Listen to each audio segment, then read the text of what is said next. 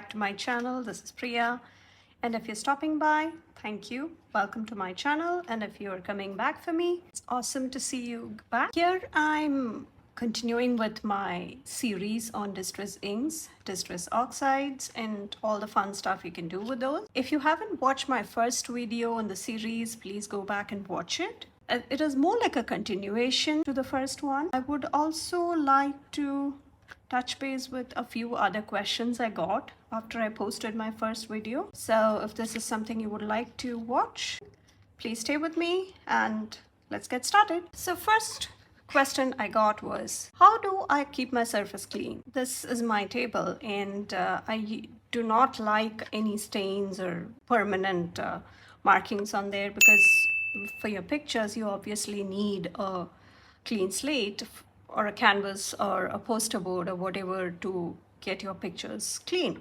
What I like to do is, and I think I would strongly recommend that, I have a glass. I had told you this in my last video, but again, this is a glass mat and it is meant for craft, and as you can see, it is nice and sturdy, and the best part is you can wipe it off.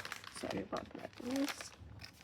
You can wipe it using the normal baby wipes. So just keep this handy, and always use this, and have a dry kitchen towel or a paper towel ready as well, because when you are working on a project, you do not want to waste time in between. So if you use the baby wipes, it will take a couple of minutes to dry. So just wipe it with the baby wipe and then clean it off completely dry using a dry paper towel. So that is one of the basic things I do. That takes care of a lot of mess getting onto the planner pages. Again, this is something I really recommend. Just make sure, sorry about the glare that would be coming off the mat since it's glass. Imagine that there would be a glare. That was one of the most commonly asked questions, and I thought I needed to address that before I got into anything else. Fingertips or your palm or wherever the paint has gotten on, clean those as well. And if obviously you can get new wipes as and when it gets dirty, so that is something you can do, and fairly inexpensive items I'm talking about. And this is kind of it is a bit pricey, especially as an international planner. It is kind of tricky for me to get hold of such things, but you keep an eye on them, and it will, you can get hold of it. And especially if you have promotions or sales going on, just be on the lookout for these. It is a big lifesaver, trust me. So moving on to the next question, how do I ink one side without getting it all over the place and onto areas you don't want them to get into? So I'm just going to show you a few things that I do, and just like always, I'm getting the ink pad from not the ink pad. The ink pad had the storage I had mentioned and how to get that done. So that I take the foam head and I put it down like so. Just press it down and it is ready for the ink. And now if you want to have, say, a section in the middle here, what you can do is you go grab your tape. You could use masking tape. I just use this is just my regular Scotch tape. So you can just put it on.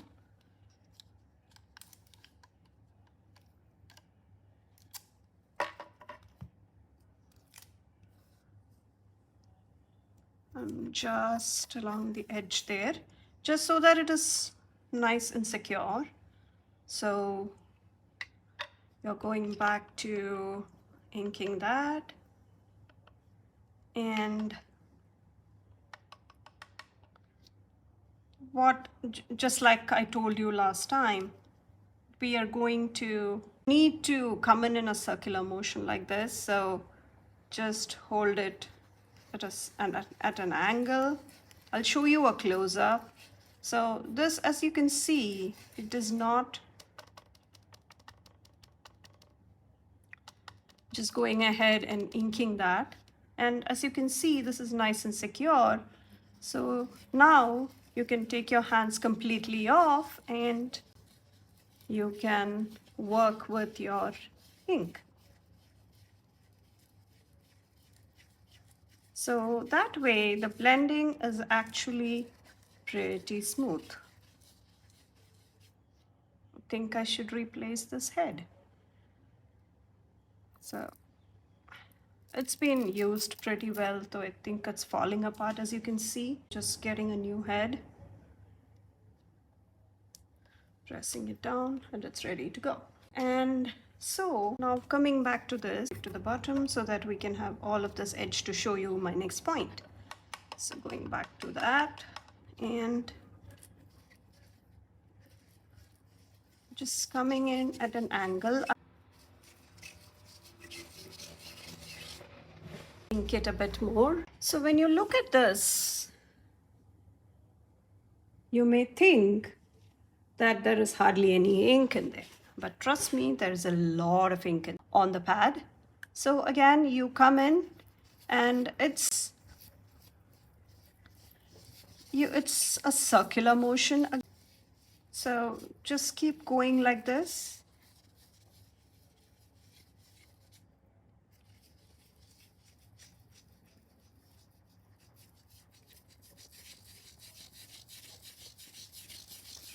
So you, without doing any more ink, what you can see is, because before, without adding any more ink, I mean, you just keep on blending.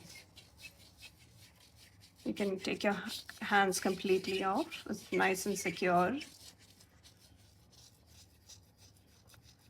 So what happens is, once you're done, you can remove your paper, take off the sheet completely, go back with your wipe. So this, you do it very carefully. So see, you do not have a speck of dirt or ink or anything on the other side. So you take this off, you clean it, come back with a paper towel and clean out the surface. And you can fold it the other way and come back for another round. And now what happens is this spot, this craft mat, is spotless again. So this is what we have, and I'm just taking off the tape so that it doesn't get stuck now. You can use a masking tape, because occasionally what happens is the paper does get damaged like this. Usually I do not use the cello tape, just so you know, I don't tape it down, because you know what I'll show you how I do it. You may have seen it in my past videos. Like, why don't we just switch to the other side? Yeah. So what I like to do is, I don't really mind getting my hand involved, so I just keep the ink a bit aside. And for example, if I'm going to have like a section here, what I like to do is come in, hold it, press down firmly, and I hold it really, really firmly down so that it does not, again, these areas where you think the ink is kind of concentrated, I just go and keep blending, so that way it does get lighter.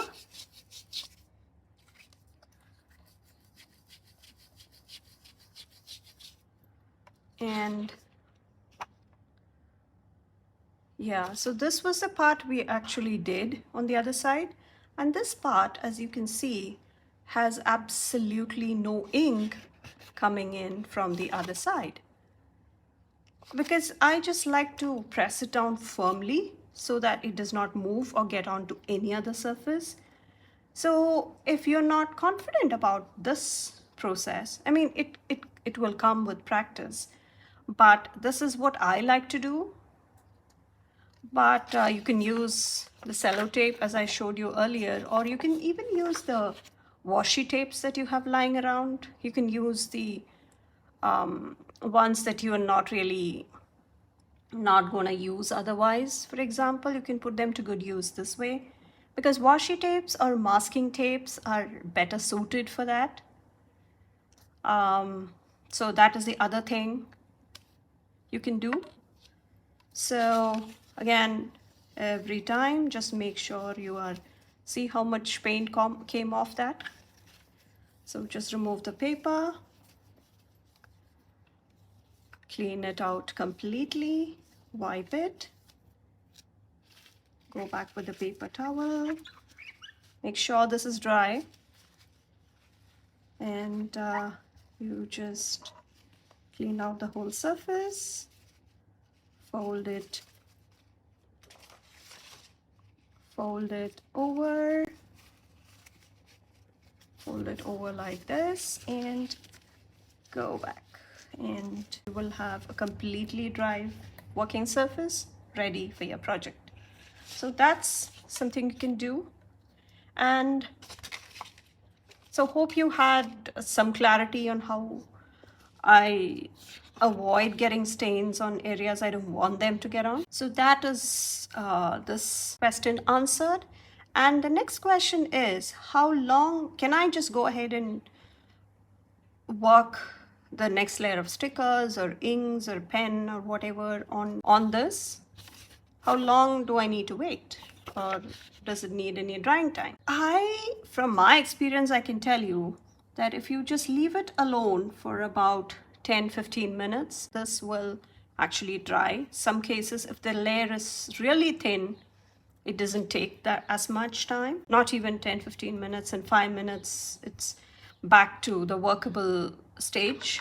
And again, I've used the Distress Oxide in Salty Ocean. So that was a color. And this is the blending I'm talking about. And I will now show you a closer view or an angular view of work with the blending, because that is something, again, people had trouble getting it fully in my last video. Please take a moment to like, subscribe, and share it with anybody who you might think might benefit from this kind of tutorials. And please don't forget to turn on the bell notification so that you will not miss any of my future videos. As you can see, there is not a speck of dirt or ink or anything on the other side after you've done this. See what I mean? So just be careful of the couple of things I told you about, and you can have clean projects, and this will be a clean slate just as you need for the rest of your projects. So now, zooming really in to show you the exact process once again closer. I have the paper laid down, and I have the foam head all inked up. And now what I'm gonna do is, what you have to do is, you do not hold it like this. You hold it at an angle and you put it down. You're basically just putting ink on the glass mat and just picking it up as you go. So you hold it like this, you just keep coming in at an angle, if you can see me. So just what you're doing is you are circulating the ink onto the pages. I'm coming in from a different angle here. Again, you hold it at an angle here and keep coming towards the page. You pick it up. Slowly, it will start coming. Just pick it up and onto the page. Just pick it up and onto the page, especially if you are doing something like seas and you have the waves kind of showing that effect. Such a great depth you get with this effect. If you can see those can actually be the waves in the sea. The ocean can be pretty wavy and choppy at times, so especially if for projects where you are going with those kind of vibes.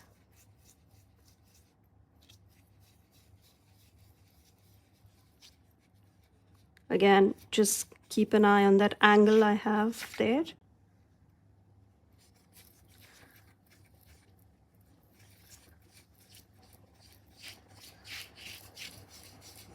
That angle is what's really important. Readjusting it just to make sure you are. Every time, just make sure that you are cleaning your surface. You might think there is no ink, but see how much came out of there. It's there, and that is the surface we have. So this is the part we just did. Just bringing it closer for you to see. And I'm now going to turn this over to show you that the side is absolutely clean. I think cleaning the surface makes all the difference. So just be mindful of that. And also I got a lot of questions on the rings I'm wearing. These are all, I make them. And if you didn't know, I'm a gemologist and I have a jewelry store that I own, and I do mostly these are Swarovski elements. So, and this is freshwater pearls, and I do make jewelry. Planning and all of that is just a hobby for me, along with a bunch of other hobbies. So just thought I will answer another question got, not related to distressings of course, but I thought I will just quickly answer that. And these are available to purchase, and please DM me if you would like to see. I do ship worldwide, so just coming in like this and just up the color from the pad and bringing it in. So if you want to give it more of a turquoise blue waters, this I think would be the effect you can go for.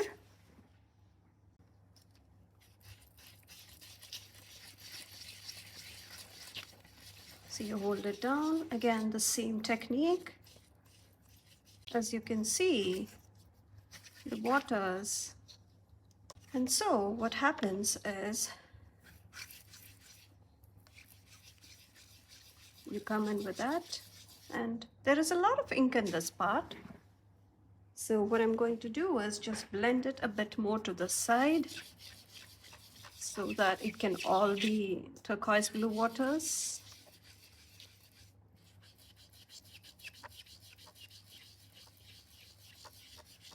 Just work your way around that. Blend, blend.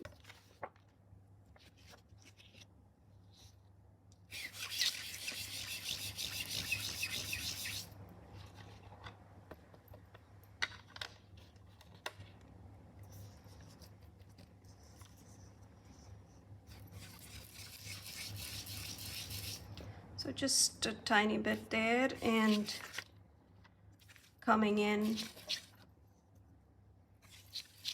all the way to this part.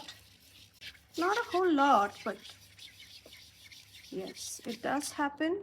And you do see the mix of colors here. So moving it closer so you can see the, it's actually it brings in a lot of depth in your projects, you know. So that is the layering. So here I used the distress oxides in salty ocean and peacock feathers.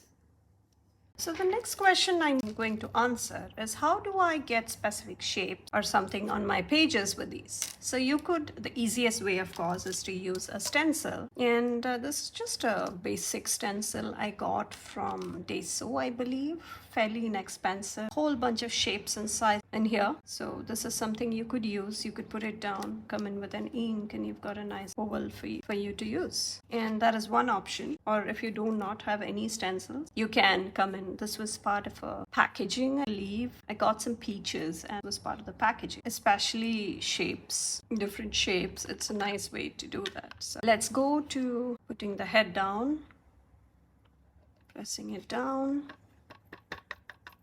inking it, nice sellotape, and just making sure, because I'm aiming for just this one and I do not want anything else on the pages.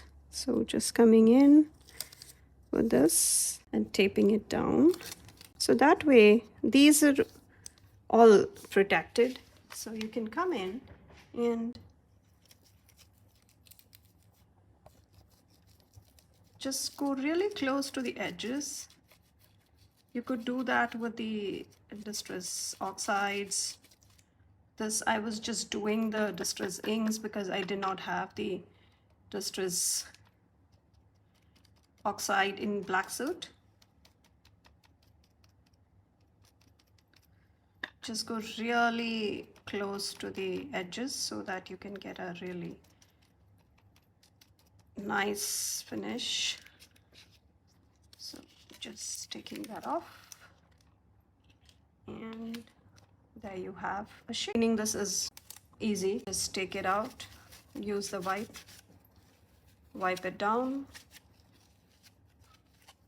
and you can either use the paper towel to dry paper towel to clean it completely, or just let it air dry if you're in no hurry. A nice little shape for you to work with. And yeah, especially with black, it can look pretty creepy, right? This is just my Sharpie S gel in 0.7. And just this you can easily do in your planners. This is such a unique box, right? You can put it down like this and have like it come out like this. So this you can use. The stencils are very versatile. You can have it in all sorts of shapes and sizes and all kinds of fun stuff, right? I'll show you a simple oval as well. And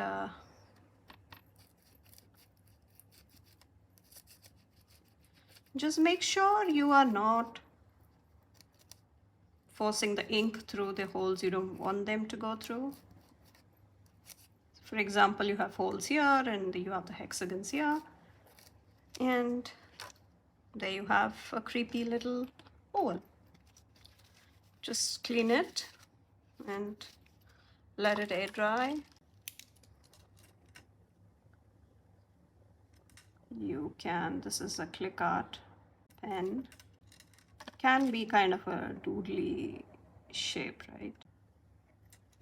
It's like a creepy little picture frame. There's so many fun things you can do with those. Let me just get back to the papers that from last week. So these were kind of this was the watercolor cardstock, and this was the Happy Planner paper. And as you can see, it did bleed through quite a bit with the Distress ink. This was a Distress ink, so it did bleed through quite a bit, and this was a watercolor paper. So I was edit those parts off. So I'm gonna show you. This is just the spray bottle that I have. So this is the Distress Oxide, and this is the Distress ink. So let me just take my water bottle, squeeze water bottle. Remember, it has been a week since I did the other one. So it is completely dry. As you can see, even after it has dried, can you see the Distress Oxide moving around? Not so much with the Distress ink. just get some extra water droplets from there. This guy, you can see the distress oxide is really moving around, whereas the distress ink, you can see some water droplets, but it's nothing compared to the distress oxides. But would I test it on the Happy Planner paper? I think I should, right? And this, let's go ahead and this just has a distress oxide, so why don't I just do the distress ink just straight on there. Let's just take off this ink, just cleaning that again. You might think this is a lot of effort, but just that small step, it actually takes care of all the mess in your projects. So straight away, as you can see, the Happy Planner paper did not hold up strong to the distress ink. So now what we're going to do is we will apply some water onto both of these just to see how well it handles water. So just again, the lid comes off.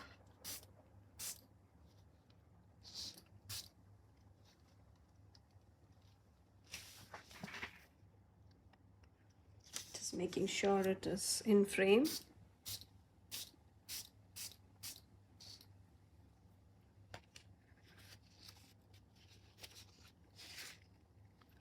And I'm just lifting the paper so that I can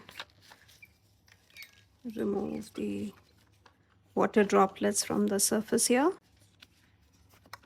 You can clearly see that the water, this side had the ink which I had applied on the other side, but these water droplets, if you can see, is the very proof that water should not be added to the Happy Planner pages. So if you're doing distress oxide in your pages, just stay away from the water to avoid this. Even if you were to just wipe it or pat it dry right away, the effect is nice, but the paper wouldn't stand up to that. And the pages had just curled up, and it's been a week sitting there, so it's really messed up. In this video, I did share a few projects that you could do, a couple of projects that you could do. And please drop me questions if you have any that I can possibly get to. I hope you liked what you saw. Please like the video and turn on the bell notification after subscribing so that you can be notified whenever my videos out. On Instagram, my handle is linked below. Please come hang out there. It's a fun place, and I do share more spreads and videos and reels and all that. Even if the spreads don't get videos, I usually put it on my IG. So please come hang out there, and I will see you in my next one. Bye.